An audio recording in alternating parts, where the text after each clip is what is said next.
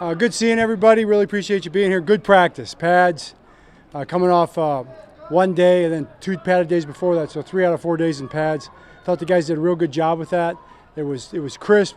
It was physical, competitive, yet it was took care of each other really well. So happy with that. With that, what questions you have? John, you reached an agreement with Jadeveon, Clowney side. Just talk about the impact. Yeah, we reached an agreement with Jadeveon, Clowney, and with Ronald, Darby, as you know. 2 guys that can help us. Positions that, you guys have been talking about a lot, obviously, and positions I think we've done a good job of kind of looking at our options and bringing in 2 of the right guys, and I'm excited. I'm just excited. I think Jadeveon is a tough, hard-nosed, throws his body around kind of player. We played against him so many times.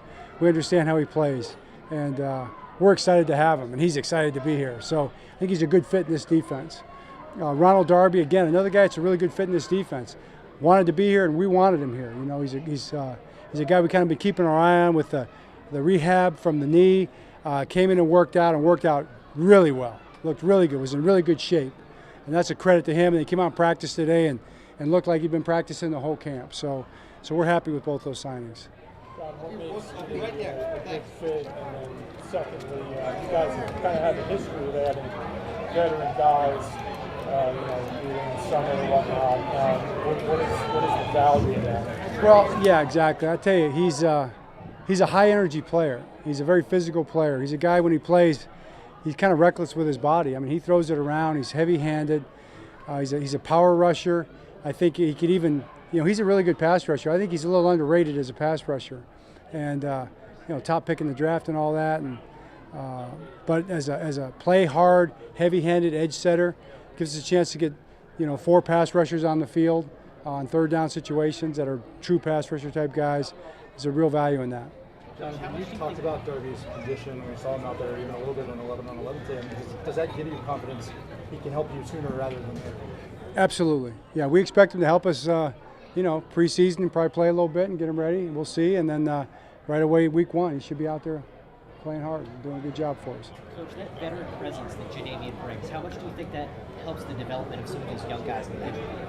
Well, yeah, it's always a help. I think he's a really good guy. He's a team guy. He wants to be with these guys. He likes these guys. He spent time with these guys. We spent a lot of time together. He spent time with the coaches. We have a really high comfort and confidence level in how he's going to fit in. I saw J.K. Dobbins doing more full team stuff. It looks like he's kind of, catching up to the offense and really getting on track. Absolutely. J.K. and Rashad both. They were both out there in team drills, moving around, looking good. So that was great to see. And I think our training staff, our strength staff have done a great job, and those guys themselves, have done a great job. I mean, Rashad has worked really hard to get himself back to where he is right now, and it looks like he looked good today. I know Odell wasn't out there today. Who's? No, go ahead.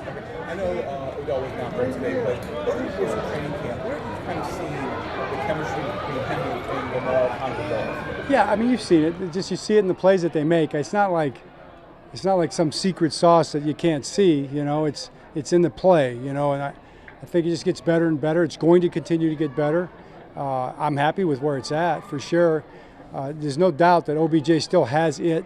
You see it. I mean, he can move and he makes catches. Great route runner. So I'm excited about that. Not just him, all the guys really. If we go back to Rashad Bateman for a second, he had that touchdown grab at the end. Who's that? Rashad Bateman. Something like that, especially coming back from the injury that he had. What does it do for him emotionally, confidence from your perspective? Yeah, I would say it does a lot. I mean, it'd be a great question for him for sure, but it helped my confidence. I felt great about seeing it. That was a heck of a catch.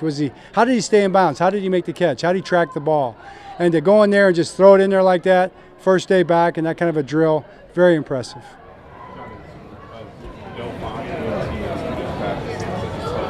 Yeah, he's been going so hard, and I think just a little rest. He is coming off that knee surgery, right? So a chance to rest that thing and get it feeling good is what we wanted to do. So that day for Moses too. Same thing for Moses. Yeah. We're supposed to talk. How do you see? I mean, there's been a lot of talk whether Todd Monken's offensive move, the fullback, the offensive line. How do you see him, and where do you see him fitting in? Well, I think what you try to do and Todd is a big advocate of this as well, is take the guys you have and use them, the things they do well. So if you got a Pat Ricard, I would put Ben Mason in the same category. You got guys like that, you want to use those guys and do what they do well, so it just gives you an extra thing you can do. Why limit yourself when you have somebody that can do something at that level?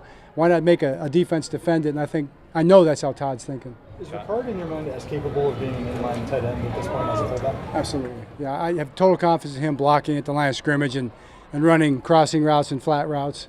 He'll tell you he can run a seam in a corner. He'll tell you that. So. John, Clowney's been described as an edge rusher.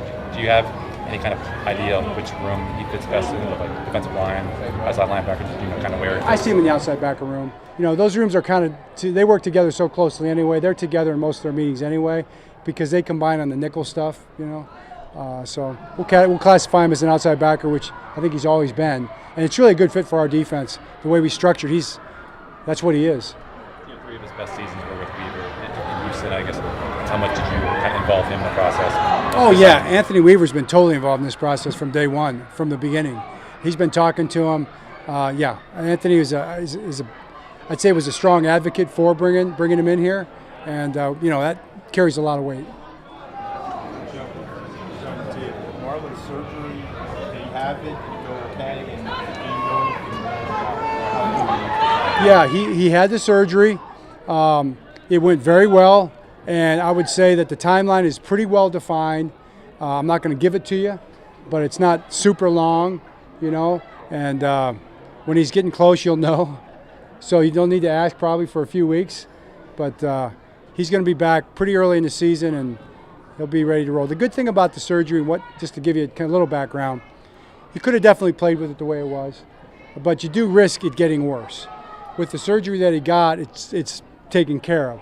So when he comes back, he won't have to be concerned with it for the rest of the season. And it was Marlon's decision, and that's why he decided to go ahead and get that done this time. What were the generalities of what the issue was? I don't want to get into it at this point. It's foot. All right. Lower leg. I'm giving you foot. That's way better than lower leg, right? I'm pinpointing it into the foot. You shouldn't ask. You can't ask for any more than that. I don't remember, to be honest with you. We're all good. All right. Thanks. All right.